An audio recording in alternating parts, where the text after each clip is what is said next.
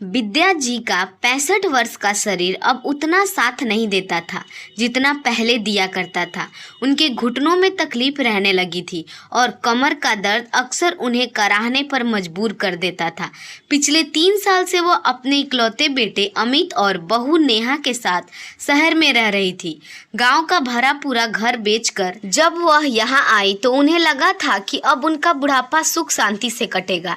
शुरुआत में सब ठीक था, लेकिन धीरे धीरे घर का सारा बोझ विद्या देवी के कंधों पर आ गया। अमित और नेहा दोनों नौकरी करते थे और घर के कामों को बूढ़ी माँ के समय काटने का जरिया मानते थे।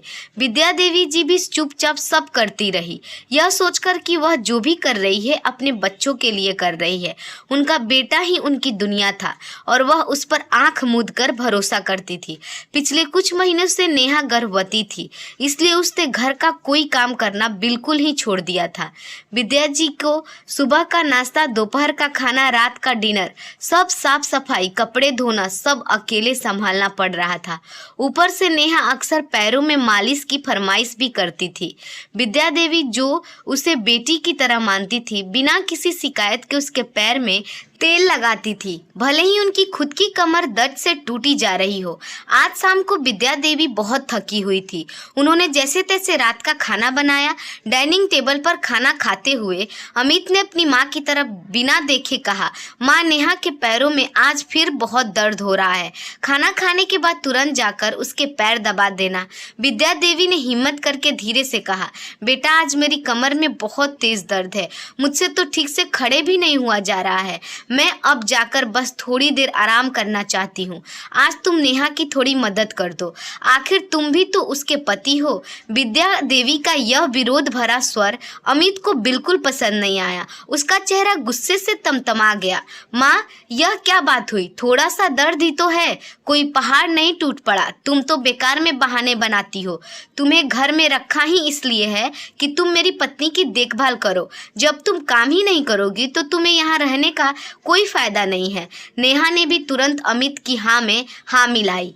हाँ माँ जी, आपसे एक छोटा सा काम कहा गया है, उसमें भी आपको नाटक करना है। क्या हम आपको मुफ्त में बिठाकर खिलाएं? विद्या देवी का दिल बैठ गया। उनके स्वाभिमान को गहरी चोट पहुंची। वो बोली, अमित, तुझे याद है ना, जब तू छोटा था और बीमार पड़ता था, तब क्या मैंने कभी तेरा ध्यान नहीं रखा? क्या तुझे भूखा छोड़ दिया? आज जब मेरा शरीर साथ नहीं दे रहा तो तू मुझे बोझ बता रहा है।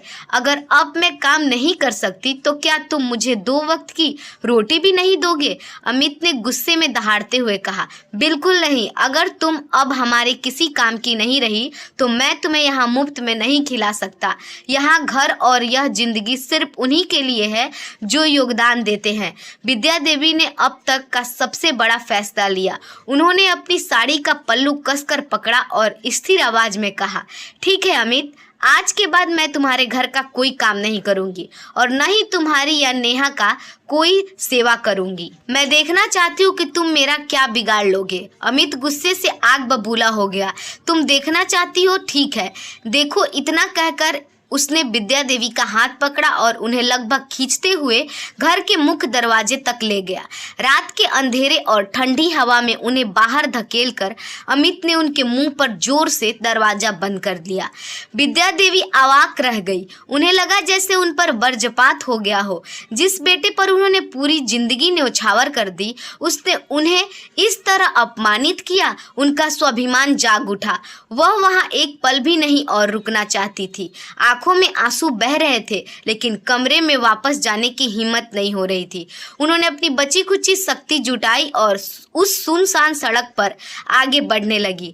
उन्हें नहीं पता था कि यह सड़क उन्हें कहाँ ले जाएगी। वह कुछ दूर चली ही होगी कि पीछे से आती कार की तेज हेडलाइट से उनकी आंखें चौंधिया गई। कार उनके सामने आकर रुकी।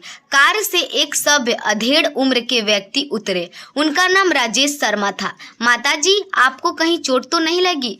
आप इतनी रात को सड़क पर अकेली क्या कर रही हैं? राजेश शर्मा ने चिंतित स्वर में पूछा। विद्या देवी ने रोते हुए सारी बात बता दी, कैसे बेटे ने उन्हें घर से निकाल दिया।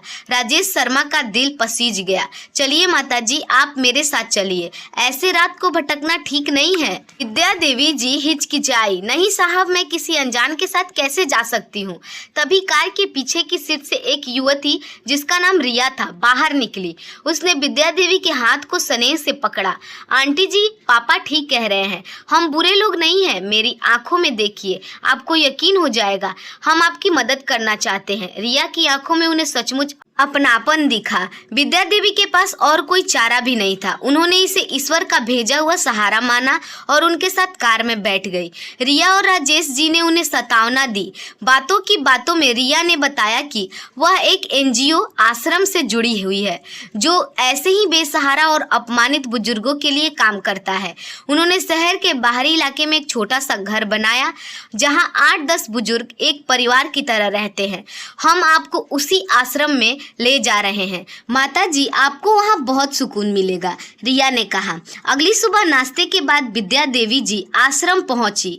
वहाँ उन्होंने अन्य बुजुर्गों को देखा। सबकी आंखों में एक अंतहीन पीड़ा थी, लेकिन एक दूसरे के प्रति गहरा अपनापन भी था।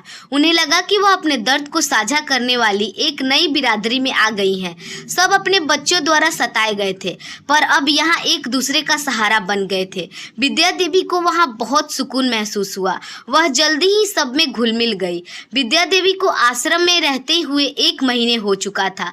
वह पहली बार महसूस कर रही थी कि बिना किसी की गुलामी किए भी एक खुशहाल जीवन जिया जा सकता है। राजेश शर्मा और रिया नियमित रूप से उनसे मिलने आते थे।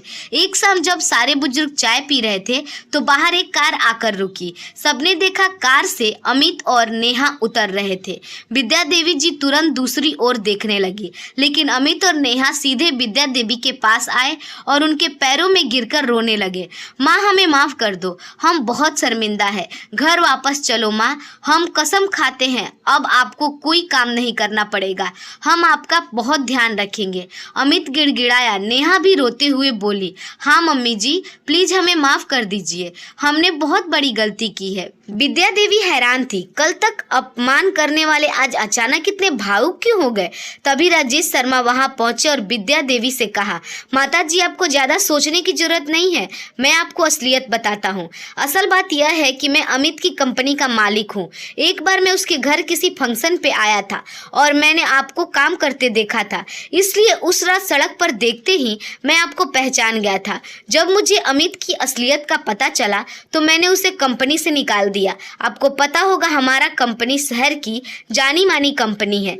यहाँ से निकले हुए कर्मचारी को कहीं और जल्दी नौकरी नहीं मिलती।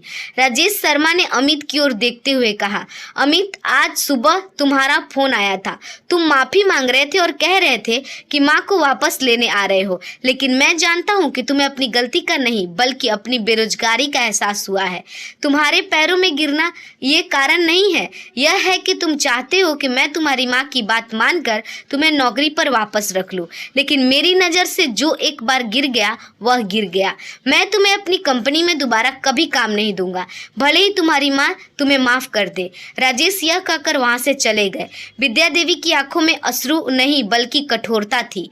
उन्होंने अमित की ओर व्यंग भरी नजरों से देखा और कहा, अमित, आज जब तेरी नौकरी चली गई और तेरे सर पर आर्थिक बोझ पड़ा तो मुझे अपनी गलती का एहसास हुआ। जब मैं तेरे लिए मुफ्त की नौकरानी थी तब तुझे कितना सुकून मिलता था।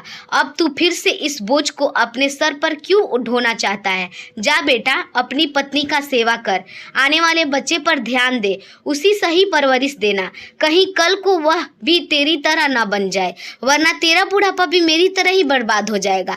इतना कहकर विद्या देवी ने घृणा से मुंह फेर लिया और उठकर दूसरे बुजुर्गों के पास चली गई। अमित और नेहा हक्के बक्के रह गए। उनकी योजना फेल हो गई थी। उन्हें यकीन हो गया था कि माँ भावुक होकर उन्हें माफ कर देंगी, लेकिन आज विद्या देवी जी भावुक माँ नहीं थी बल्कि जागे हुए स्वाभिमान वाली एक महिला थी।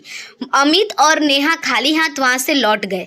विद्या देवी जी को एक स्वाभिमान भरी सम्मानजनक जिंदगी मिल चुकी थी। वह जानती थी कि अब वह दोबारा उस स्वार्थी बेटे बहू के जाल में नहीं फंसेंगी, जहां उन्हें केवल एक उपयोग की वस्तु समझा गया था। उन्होंने अपने लिए एक नई सुबह चुन ली थी। दोस्तों, उम्मीद है आपको हमारी कहानी अच्छी लगी होगी। अगर हमारी कहानी आपको पसंद आई हो तो हमारे वीडियो को लाइक और चैनल को सब्सक्राइब जरूर कीजिएगा। धन्यवाद।